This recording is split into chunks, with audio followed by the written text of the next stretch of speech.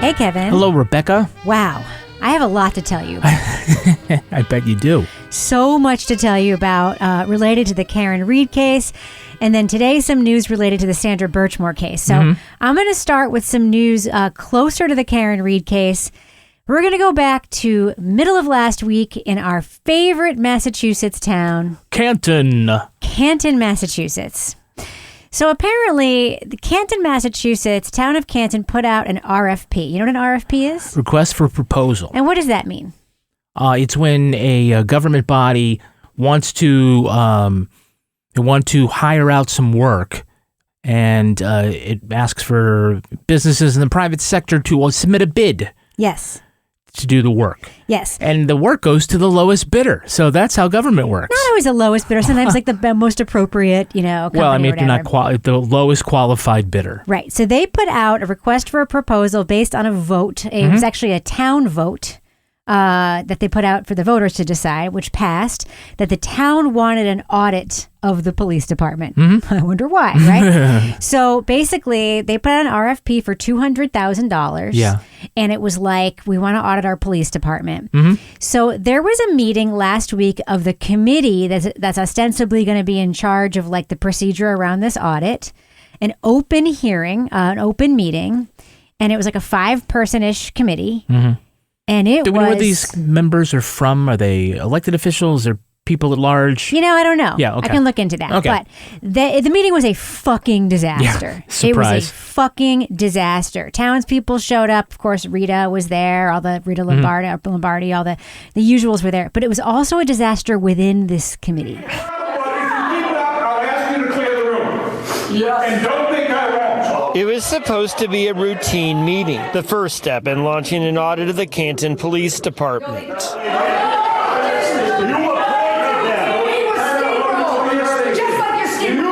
It quickly, though, spiraled out of control. We just want to heal. And this is what this has done to our community. Our community is torn apart. All opposed. So much so, like the guy chairing the committee. Is this the one with the white beard or the mustache?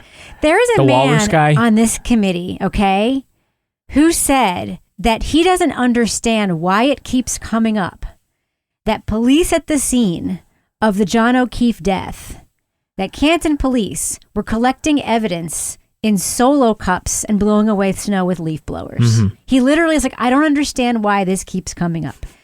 To which another member of the committee, a woman, said, because it made us a national laughing stock, that's why. And he was like, I don't understand. It could be seen as ingenious. Yeah, To which she said, it's not sterile. To which he said, it doesn't. Why does that matter? This whole thing was a fucking disaster. Well, I mean, I think there's probably police practices, standard practices, and so that deviated from standard practice. That seems to be obvious, but all right. And she also mentioned the Stop and Shop bags. Can I just briefly remind our audience why it matters what evidence, especially blood evidence, is collected in? What is used to test for in blood? Like, what is tested for around blood and in blood? What kinds of things do they test for? In a crime scene? Yeah. DNA, chemicals, perhaps like tox screens, right? Yeah, probably not from loose blood, but yeah, there's several things. Right. They're trying to find markers to identify who belongs to the blood. Blood typing. Sure, right, okay, so things like that. Things like that.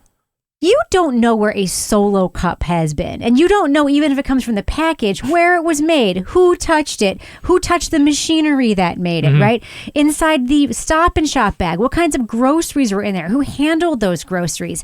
Were there dog treats in that bag that contained animal DNA? Like, there is so much mishandling of evidence at this scene that the evidence is basically useless, right? So one of the things that's interesting is that one of the companies that I guess looked at this RFP, the principal of this company actually posted an open letter about this RFP, sent it to the town, and then posted it online on his personal social media. All right. Would you like to see what this letter says? Sure. Should I read it? Or this you is want to from read a man named Lawrence Smith. Okay. My letter now a matter of public record, was crafted following extensive consultations with my team of subject matter experts, most of whom were recruited from outside New England due to their specialized expertise. The team comprises individuals who have attended the FBI National Academy, hold FBI LEDA certifications, possess advanced degrees, and are published authors in their respective fields. Our team includes retired police chiefs, a lawyer, a college professor in criminal justice, and the director of a statewide evidence lab program. Most importantly, each team member brings the expertise, integrity, and capability necessary to undertake a project of this magnitude and complexity, meaning a police department audit. Okay? Yeah, okay. During our meeting, concerns were immediately raised regarding the clarity intent of the RFP. One team member questioned whether the document reflected a genuine commitment to a legitimate operational audit. Our team has extensive experience with RFP processes. We have reviewed, responded to, and authored numerous RFPs. Yet, this RFP was unlike any we had encountered. It was alarmingly vague, lacking defined goals and measurable outcomes. After a meticulous 90-minute review of the RFP, the decision not to proceed was unanimous among the 9 experts. My decision to write the letter was rooted in a deep commitment to transparency and accountability. We believe the citizens of Canton deserve to know that, in its current state, this RFP is a disservice to all stakeholders. Without clearly defined objectives, the proposed audit will fail to deliver the meaningful insights that taxpayers rightfully expect, risking the waste of $200,000 on an ineffective process. Here it comes.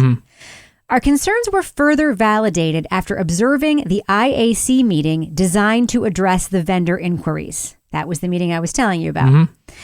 The meeting revealed a lack of leadership, professionalism, and strategic direction, reinforcing our decision to withdraw. The disorganized nature of the process was evident and, in our view, likely discouraged other reputable firms from participating. The experts I assembled for this project consist of some of the most respected experts in the field, and our 9-0 unanimous decision speaks to the severity of the issues we identified. We remain committed to delivering high-quality, impactful audits. However, we cannot support a process that, in our professional judgment, fails to serve the community's best interests. We believe our decision not to engage speaks volumes about the shortcomings of this RFP and underscores the need for greater clarity, purpose, and accountability in such critical undertakings. This is one of the firms that could have gotten $200,000 from this town to do an audit of their police department. Yeah, and it certainly seems like their interpretation of the way that this was written was like, hey, if you just want to half-ass this and just write any old report, you can still have the money. Yeah. Yeah. So some of that vagueness could be from, like in all honesty, that the way the RFP is written and crafted may not be intentionally vague, but it just might be, we'll call it incompetently vague. Yeah. Or that, you've got a government official who's writing this and like defined the goals and they didn't do a good job. This could be about writing and communicating this. But it also could be, as is interpreted by one of the respondents to the RFP, is that it is designed to not be thorough. Yes. And, also... If you watch the meeting, it's Clown Town. Yeah. As folks called it when they watched the meeting. Yeah, was the RFP... Well, again, the system was that this was put up for a vote by the citizens. Yes. They voted yes. Yes. We want an RFP. Yes. And then whoever from that point was tasked with making it happen. Yes, half-assed it. They're not doing their best work. Correct. Okay. And this meeting was insane. I'm going to put a link to it in the show notes so people can check it out for themselves. Yeah. I would really recommend just fast forward through the tape and watch any part of it. Yeah. And it's only one thing, if the RFP is written in a certain way and that's not, what it was meant to convey, but that combined with what they saw, and I saw some of this video too, what happened in that meeting certainly makes it seem like this is the plan. Clown Town.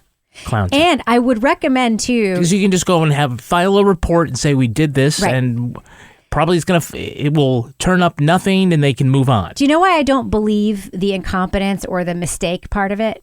Because if you want to do an RFP like this, you can just go and look at another town's RFP and copy it. Yeah, and it's not hard to do an RFP for something like this. The cities, submit RFPs for all things, for everything, and for paving roads. I have been part of an RFP process at a company where you don't know what to do, so you just look at another one and you essentially copy it and then Yeah. just change the details, right? Yeah. Not hard. They did not define the goals in a way that would. Nope. It, You know it why? certainly didn't engender faith in the people that were applying for it. Correct. But everyone should be happy to know that whoever the lowest bidder is will get that contract. Well, speaking of the Canton Police Department, do you remember Kevin Albert, Canton Police Detective Kevin Albert? Oh, sure. This is the brother of Christopher and Brian Albert. Brian was the homeowner where John O'Keefe's body was found. And Christopher's on the select Christopher's board. on the select board and runs that pizza place. And Yes. this is another one of their brothers who also happens to be a police officer. Detective, yes. Detective for the Canton Police Department. And at one time paired up on a mission with Trooper Proctor, where after they investigated their cold case, they went to a bar and got so drunk that Brian Albert lost his firearm. And His badge. badge and his service weapon. Yes.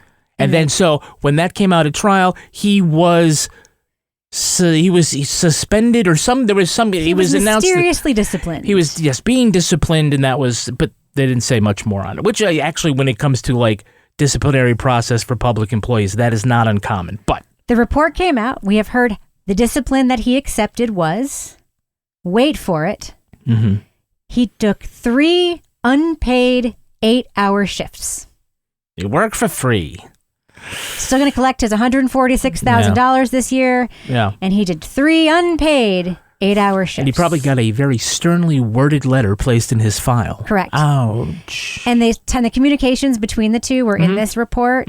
Essentially, he did collect his gun from the glove compartment that night, apparently, and brought it home. But the next day did text looking for his badge and had forgotten that he took his gun from the car and was like, oh, did I get my gun? And then later that day was like, I'm really hungover. So like not only he forgot that he took his gun, like that's how drunk he was. He didn't forget his gun. He forgot that he forgot his gun. Correct. That's perfect. Yeah. Another Good on him, though, for putting it in the glove compartment before getting drunk. So, yes. I still want to know what that cold case was. Yeah. Investigating together. Didn't somebody want to, and just to close the loop here on Officer Albert, didn't somebody, a townsperson at the meeting complain, hey, I just saw him working? Yes, this was a previous meeting. I saw him on working. patrol, I think Yeah. was the term they used. Yeah. So, which made me think if he's, detective, if he is on patrol, He was not demoted. then he's in uniform driving around in a car doing something, and that Probably would be, just doing extra detail, making that overtime, as you know. Oh, yeah, that's true.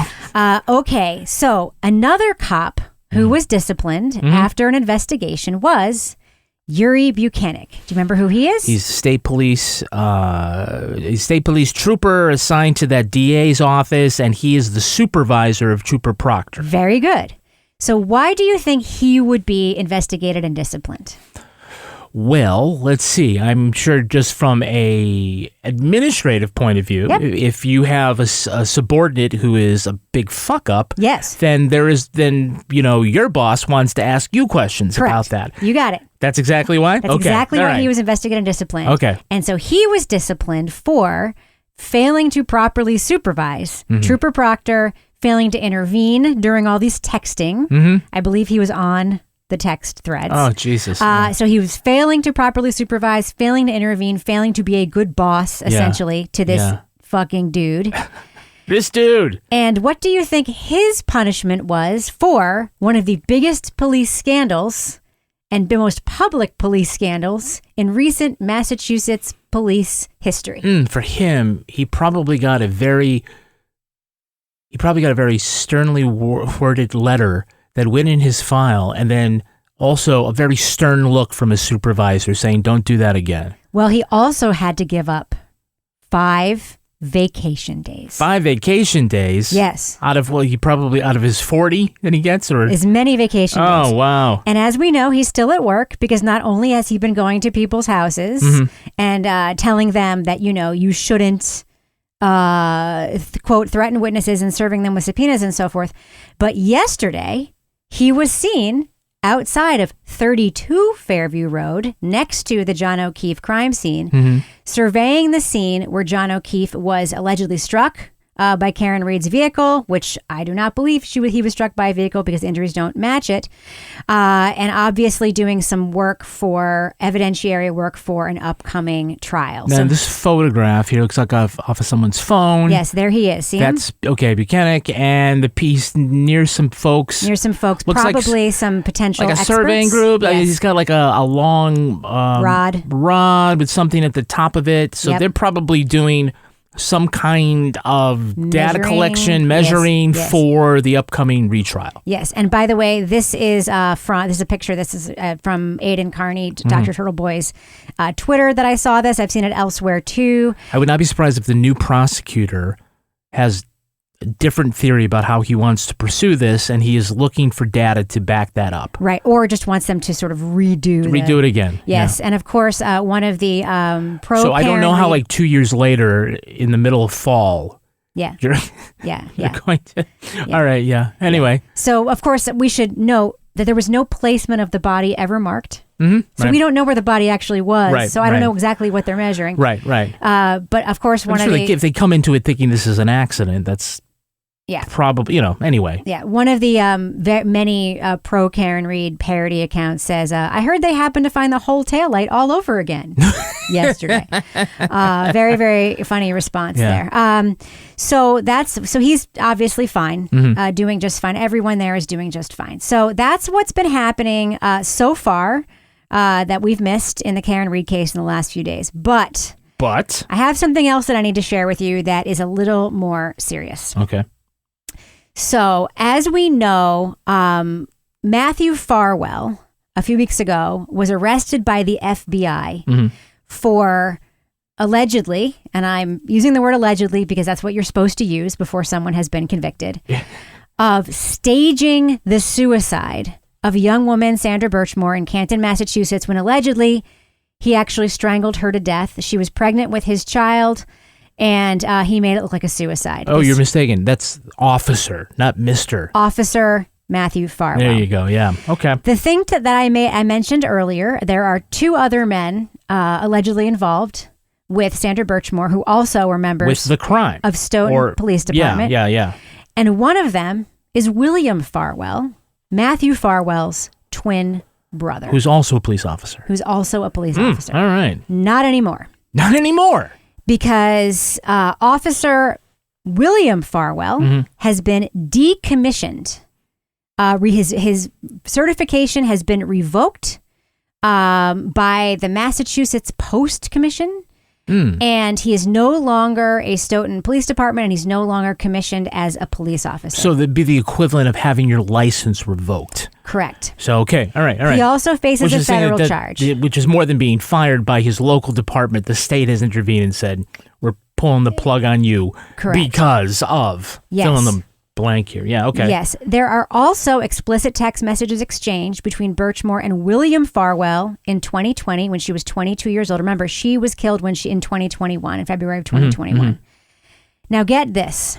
William Farwell did agree, by the way, to the permanent revocation of his certification without admitting to any truth of the allegations against him in the report. So, do you want to hear what the report about William Farwell says? About William Farwell, sure. And just this report was generated by whom? The it's FBI reported in the or investigation, the yes. Okay, all right. And this is because this is from electronic communications recovered by the federal investigation. So, he admitted in police interviews that he had had a sexual relationship with Birchmore for about 2 years when she was an adult and had sexual encounters with her in 2020 before her death. Okay? So he admitted that.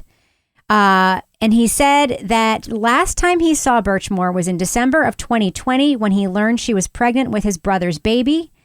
But authorities allege that text messages between William and Birchmore show they met up for a sexual encounter in January of 2021. This is just a couple of weeks before her murder. Okay? So basically, this is a man who knew his brother was in a sexual relationship with Sandra Birchmore and had impregnated her.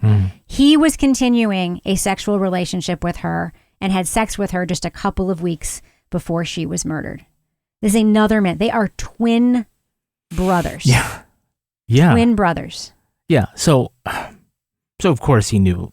Did you think that his brother knew that his brother William was also having? I have so many questions about this situation. I mean, I've just been making the assumption that they're identical twins. So there's William. They don't look exactly alike. It's hard to tell whether they're identical or not. Who knows? Anyway, they're twin brothers. They're twin brothers. I can't tell whether they're identical or not. You know, there's been some speculation about whether or not they did a switcheroo, but clearly they're not identical. Yeah. There's a question about whether or not there might be some like that's not my baby thing going on, because if they are identical, obviously their genetic match would be the same. Yeah, you're right. Yeah. If they're identical, it would be impossible to prove. Yeah. Whose baby it is, but I don't know if they're identical or not. So that's just speculation.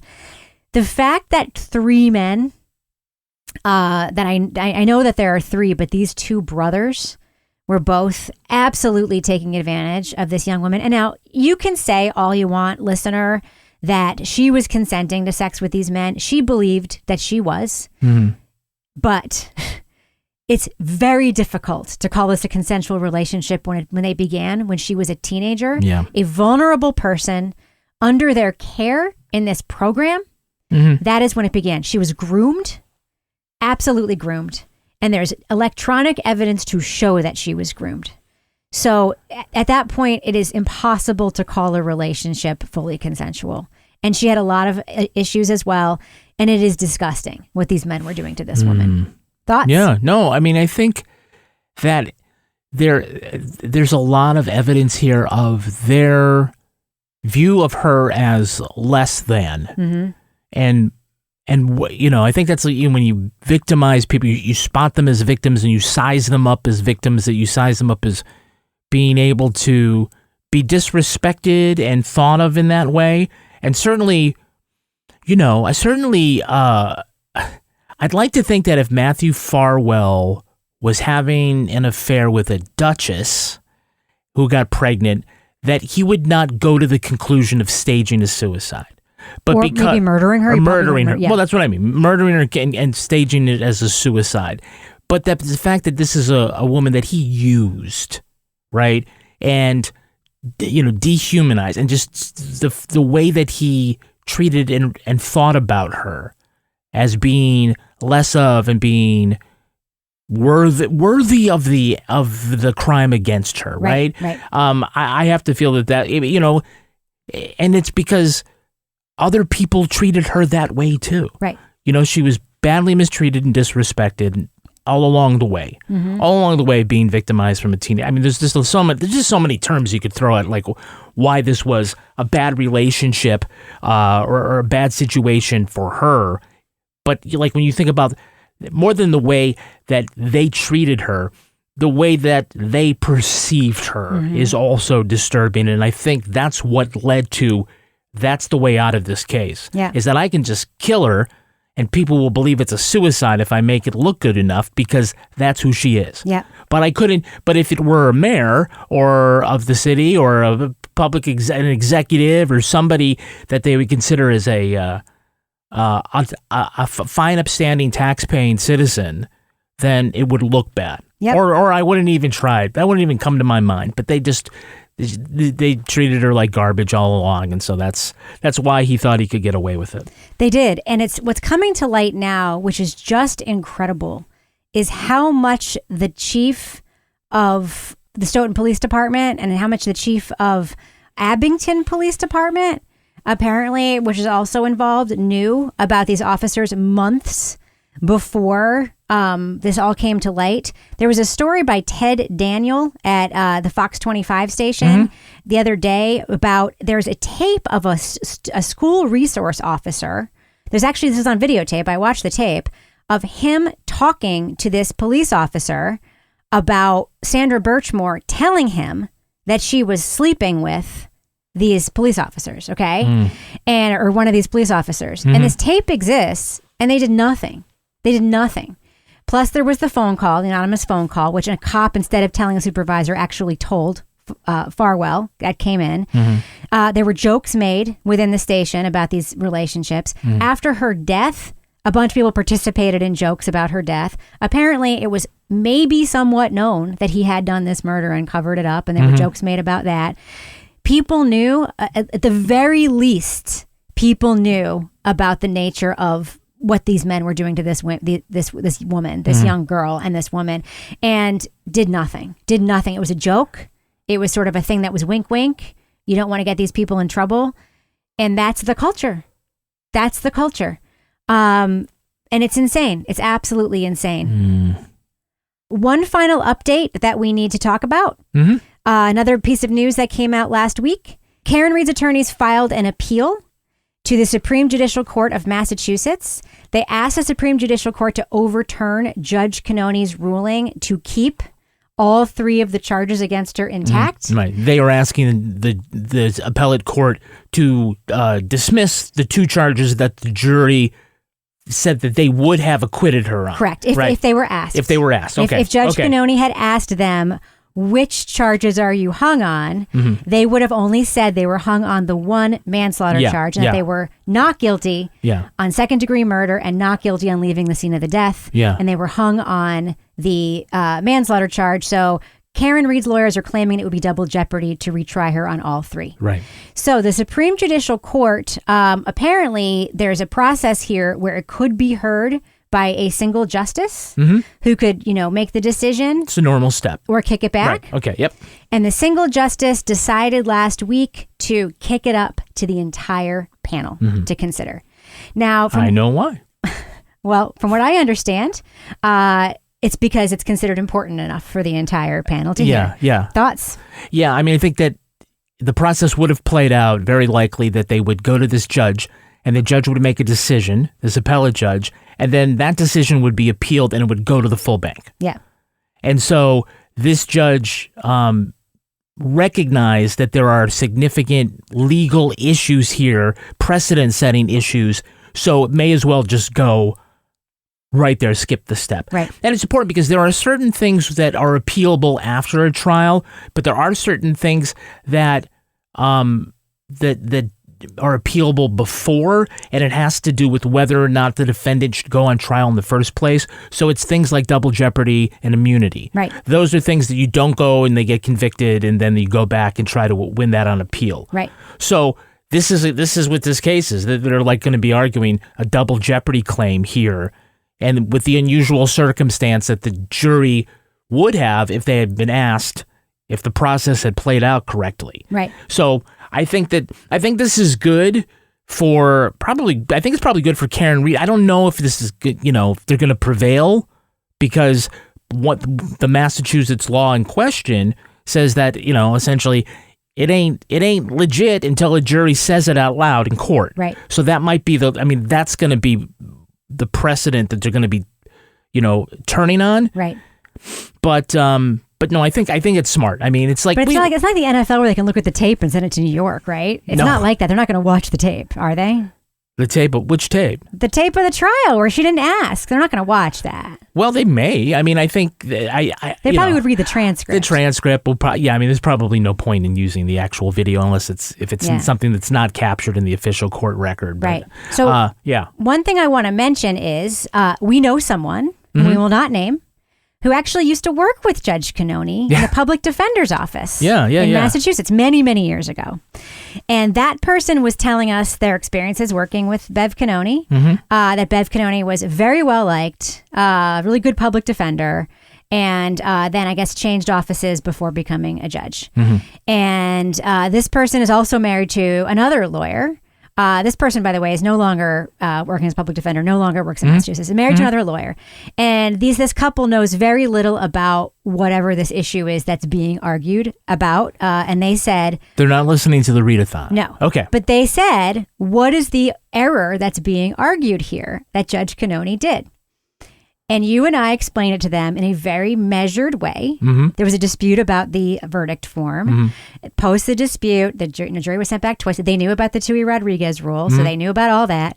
And then I said, the jury came back, said that they were hung before asking them, and immediately did not ask them on which charges, immediately dismissed the jury and said, you can go. Both of them, both lawyers said, oh, no. And I have to say, and I said, well, I don't think that their appeal is going to fly. I just don't. But both of them said, It should. Yeah. If they're, it should, or at least the jury should be. They were both like, oh, no. Because they were like that in New Hampshire, that would not. Apparently, they were both like, because they were both very much prepared to be like, oh, that's fucking bullshit. You could tell they were both just like, come on now. Because they're both very skeptical people, but they were both like, oh. Yeah. Yeah, I mean, I think it's interesting because that legal point does not really turn on what you think of Karen Read or the evidence in the case or really any of that. It really comes down to, should the judge have listened to the jury and question the jury about the particular verdict? And this you could pick this up and place this into any other case. Correct. A drunk driving case, a bank robbery case, whatever. And this is likely to set a precedent in Massachusetts on how the appellate court rules on this. You know what surprises me? What?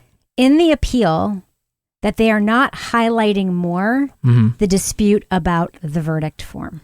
The actual written form, because there was once, if one will to recall, and should I play the way back harp music? Sure. Here where it's, that if you recall that after the jury went into deliberations, that there was a exchange between the judge and the defense attorneys about the actual physical slip, the paper slip that they needed to fill out, which, you'd think would be like a bunch of check boxes. There are 3 charges. Well, Alan Jackson first raised it.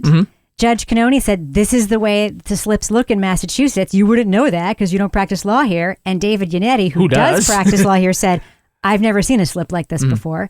Essentially, there was no guilty, not guilty next to each charge. Right. There was only guilty, not guilty on the top, and there was no way to indicate for the lesser charges. And they were like, well, how are they supposed to indicate that?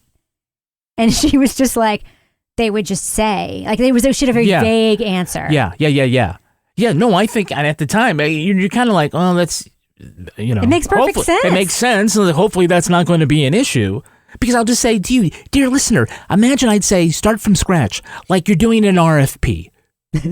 But start from scratch. Imagine in your mind what the jury slip that you would construct would be about guilty and not guilty for 3 charges. Right. There would be a checkbox like, do you like me? Or do you not like me? Like in 4th grade. Like in 4th grade. Yeah. And if you would have yes or you'd have guilty, not guilty next to all 3 charges. Right. Not just one of them. In the moment, she said that they would correct it.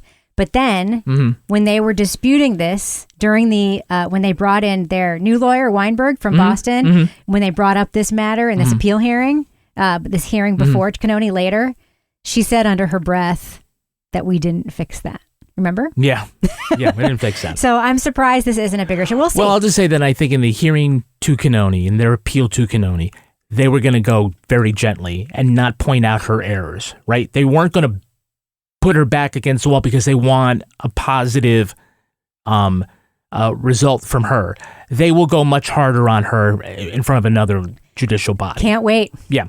Which is not uncommon when one appeals a judge's decision. Correct. This is where the judicial errors are going to come in big time because they're going to be heard in front of this panel, right? This isn't just going to be a panel that reads stuff, right? Are they going to have a hearing in front of this panel? There'll be there'll be written arguments if they haven't already submitted them and then there'll be oral arguments. Oh, can't wait. And then they'll have a decision. And I don't know. I guess we're like 3 months away.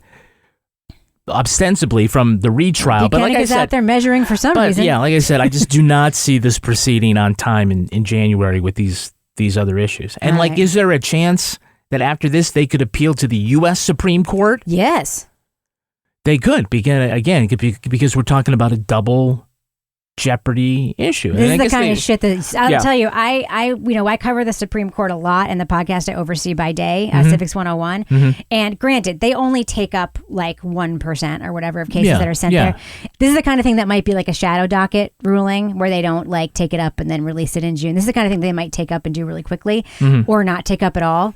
But this is, and granted, you never know, procedural stuff around things like double jeopardy, around whether or not a court should do X or Y. They do like stuff like this because it's... The Supreme Court. Yeah. Well, they do like to take things that turn on a matter of law. Yeah, they do. Yeah, they're not gonna decide whether Karen Reed is guilty. They don't or not. care. They don't care They about give that. no That's shits. that's not for that. But as far as novel legal arguments is what they're about. They yeah. do like novel legal arguments, and they do like novel legal arguments about things like double jeopardy issues. Granted, but they also could be like, shit, we've done this before. Nope. Yeah. And also the reality is that this U.S. Supreme Court seems to be whatever you want to try to bring back, and precedents be damned. Let's see. I don't foresee a lot of pro criminal justice reform measures coming out of this court. This was not like the court of the 60s where we had Miranda and Brady and Carr and Unless it's jury stacking. Unless it's jury stacking. The Flowers case, man. Kavanaugh wrote that opinion. Right, but that was also before.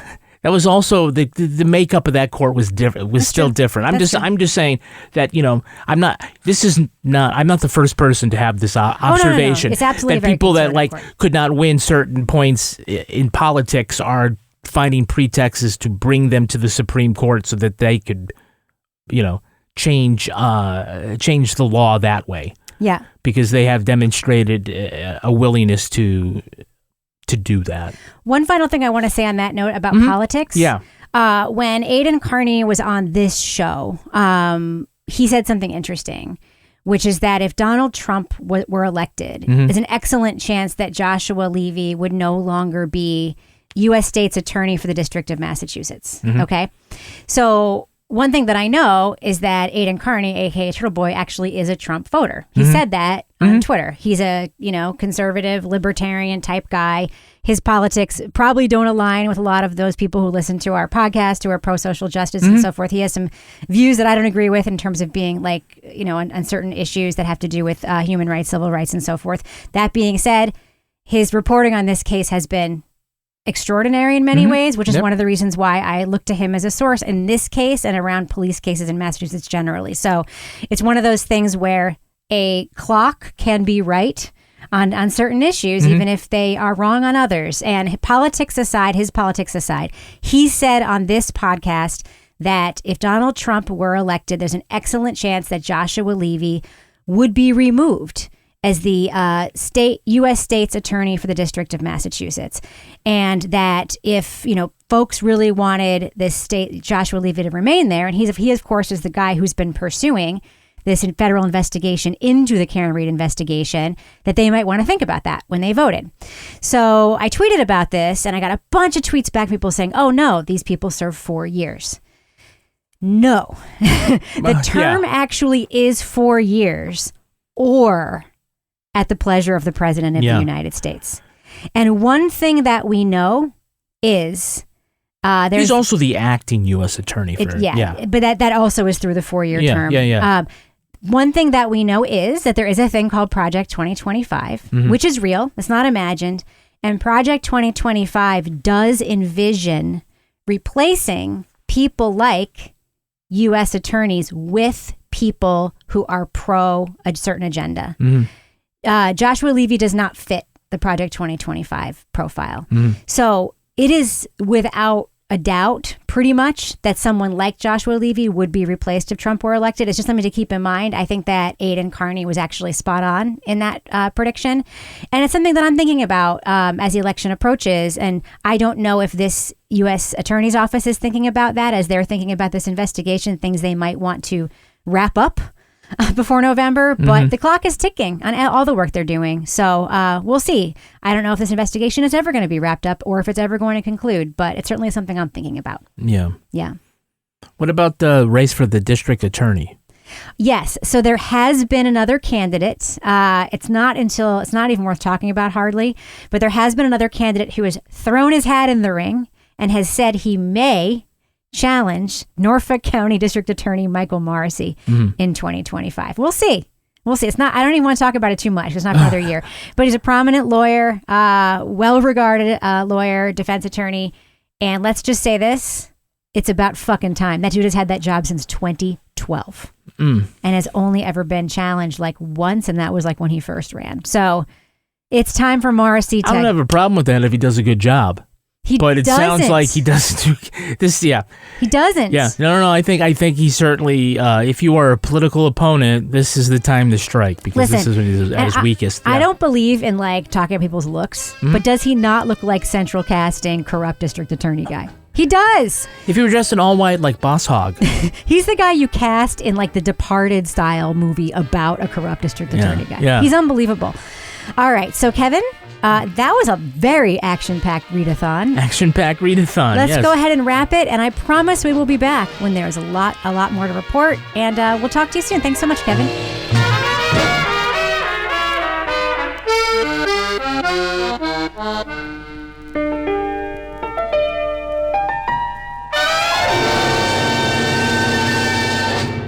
Partners in Crime Media.